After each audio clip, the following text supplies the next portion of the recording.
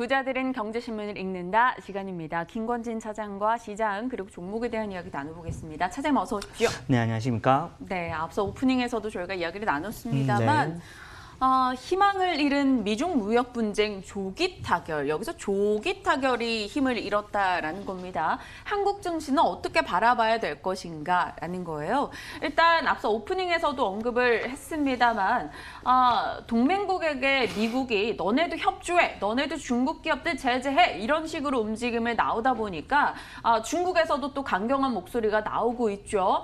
미국 너네는 정말 뜯어 고쳐야 돼. 우리는 원칙적인 거 절대 합의하지 않을 거야 라고 이야기를 꺼내놓으면서 강한 움직임들이 나타나고 있습니다. 여기에 또 소식이 하나 추가됐죠.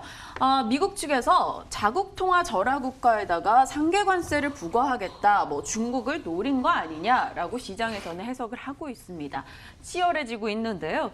미국과 중국의 대립이 첨예합니다. 이를 두고 저희는 어떻게 시장 대응을 해야 될 것인가? 자, 우선은 우리가 1월, 2월, 3월, 4월 정도까지만 하더라도 어떤 느낌이었다? 사실은 타결되겠지. 끝났어. 얼마 남지 않았어. 도장만 찍으면 돼. 라는 이런 분위기였습니다.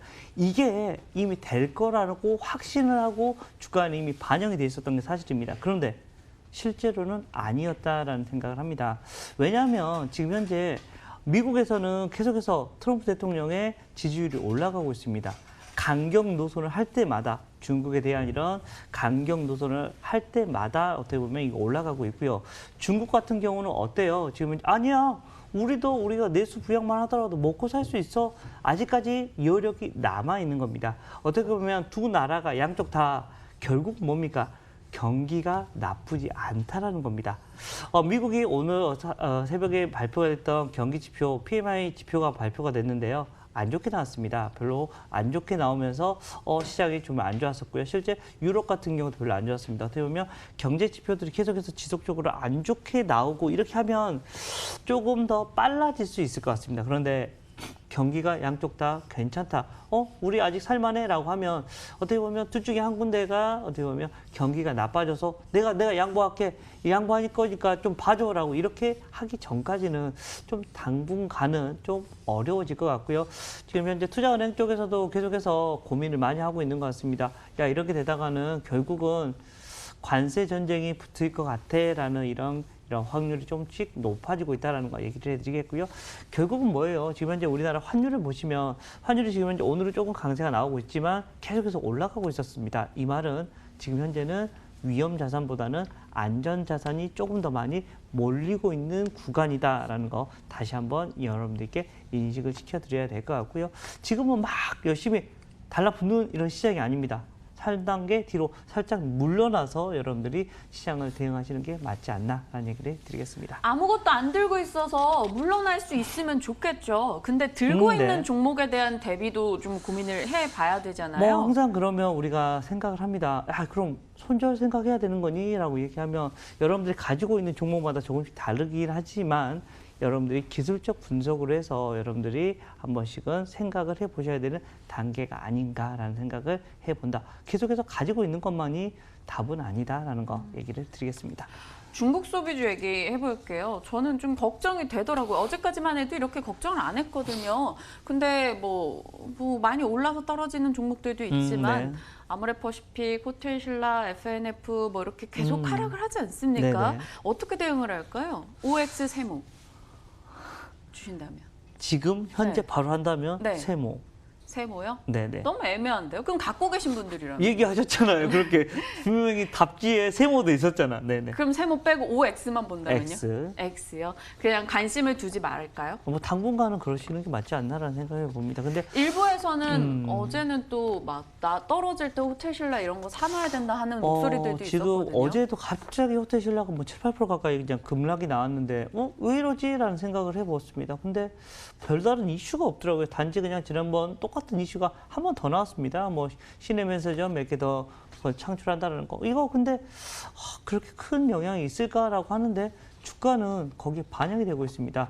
전 지지를 해야 될 라인에서 지지를 못하고 하락을 해버리고 있다는 말은 시점이 아직은 아닌 것 같다라는 생각을 좀 더 많이 해보고 있다는 겁니다. 그만큼 신규 진입자들은 아니고요.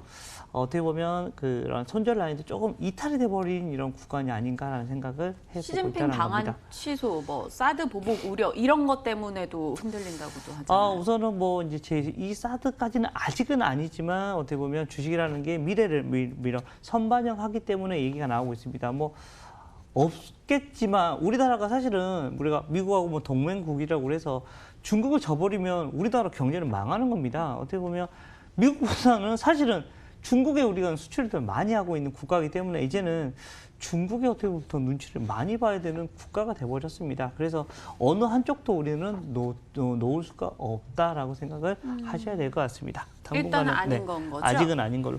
네, 그렇습니다. LGU 플러스도 있어요. 네네. 화웨이 만약에 네, 이런 사건 식으로 때문에? 계속 네. 제재된다면 LGU 플러스가 화웨이 장비를 못 쓰게 된다. 만약에라도 정부가 제재를 너네 하지 마 이렇게 얘기를 꺼내가지고요. 네네. 그렇게 되면 LGU 플러스도 5G 뭐 이런 게 속도전에서 점점 뭐 이제 처질 수 있다라는 거죠. 타 경쟁사 대비. 네네.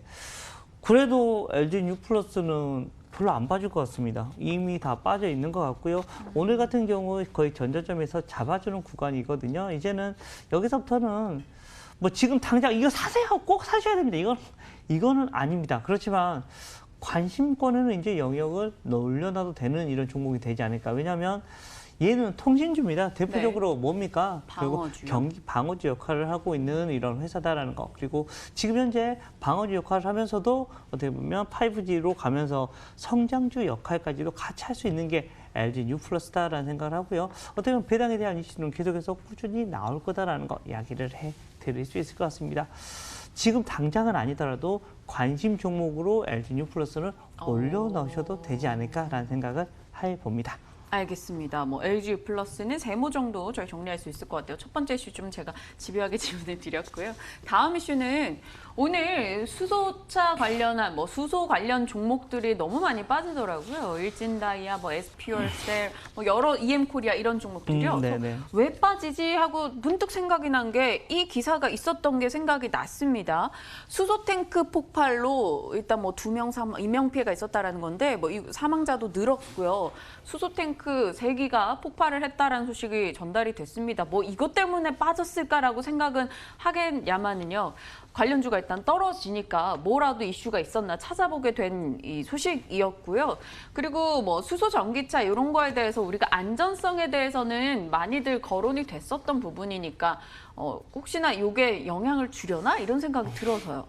영향은 물론 있긴 한 것 같습니다. 실제적으로 타 이런 업체들보다 조금 더 많은 낙폭이 좀 크긴 하다라는 생각을 할 수 있습니다. 그렇지만 그거는 생각하셔야죠. 항상 이거 우리가 수소차 얘기를 하면 계속해서 대부분 긍정적인 면만 많이 이렇게 발표가 됐었던 게 사실입니다. 그렇지만 실제로는 이러한 것도 있기 때문에 과연 우리 수소 스테이션 같은 경우를 과연 이런 도심에 넣을 수가 있을까라는 이런 고민을 많이 했던 게 사실입니다. 근데 넣는다고는 합니다.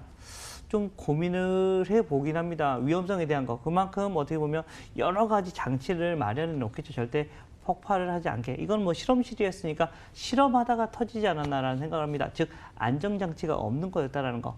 어떻게 보면 주가가 오늘 많이 빠졌긴 했습니다. 그렇지만 여기는 우리가 앞으로 가야 될 이런 하나의 이슈다라고 얘기를 드리겠습니다. 즉 단기적으로만 좀 조심을 하자라는 거. 그리고 최근에 주가가 우리가 1월 달이었나요? 한참 정부가 야 수소차 이야기 될 거야 라고 얘기하니까 으악 할 때 제가 이 자리에서 똑같이 얘기 드렸습니다. 이거 예전 전기차 처음 시작할 때 생각하시면 됩니다. 분명히 시간이 지나면 내려올 겁니다라고 아직 가시화가 안 됐기 때문입니다라고 얘기를 해드렸고요. 수소차 같은 경우는 길게 보셔야 됩니다. 절대 단기적으로 모멘텀이 지금 현재는 아니다. 즉 단기적인 이건 또 악재고요. 길게 보면 나쁘지 않을 겁니다. 근데 단기적으로는 별로 이렇게 수급을 투자의 메리트가 없네요. 별로 그렇게 크게 없다라는 얘기를 드리겠습니다. 알겠습니다. 오늘은 그럼 일단 OK 사인을 주신 종목들은 전혀 없는 상황이에요. 지금 당장. 다음 이슈는요. 그나마 시장에서 좀 선전하는 쪽이 어딜까 들여다봤더니 한진칼, 진에어, 대한항공 이런 항공 종목들 조금씩 올라가는 모습이 나타나더라고요. 이 영향 있을까요? 국제유가가 또 밤사이 크게 밀렸습니다. 배럴당 50달러 하회하면서 5.7% 이상이나 떨어졌다는 소식이 전달이 됐죠. 2개월 만에 최저치까지 내려갔는데요.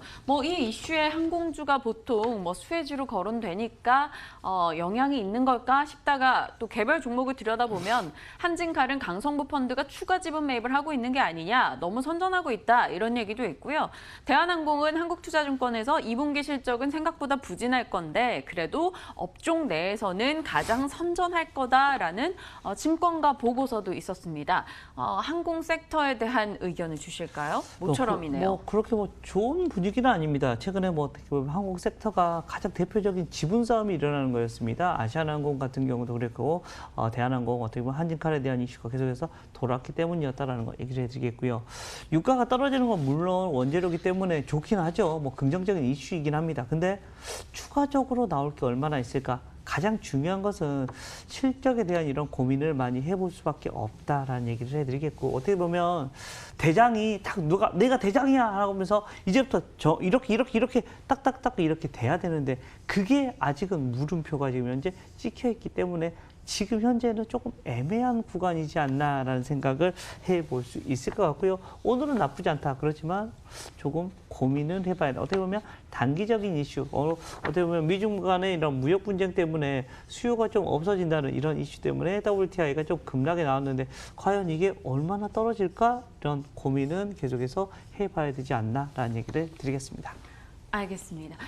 하나 더 점검할게요. 차장님, 제가 집요하죠? 네네. 도이치모터스 차장님 말씀 주시고 계속해서 올라갔어요. 네네. 네, 말씀 주신 다음 날부터. 오늘은 살짝 밀리고 있는 것 네, 같은데. 하지만 그 정도면 네네. 충분히 어제도 강했고요. 그래서 이제 어제 저희 10% 넘게 올랐죠. 네. 시청자분들께서 이거 김건희 차장 종목 아니야? 이렇게 이제 얘기를 그거 하실 내 종목 정도라고. 아닙니다. 네, 도이치모터스는 저는 주주도 아니고요. 아무도 아닙니다. 네. 그래도 12,000원 그때 간다고 얘기하시지 않았어요? 네, 그랬었었죠. 목표가? 예, 목표는 그랬었죠. 어떻습니까? 지금 도이치모터스 요 며칠 너무 강했는데 AS 살짝 짧게.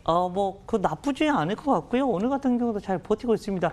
꼭 12,000원은 아닙니다, 여러분들. 꼭 그건 생각하시고요. 저는 목표보다는 뭐가 더 중요할 거냐고 생각을 하냐면요. 내가 언제쯤 팔고 나올 것인가가 가장 중요하다고 생각합니다.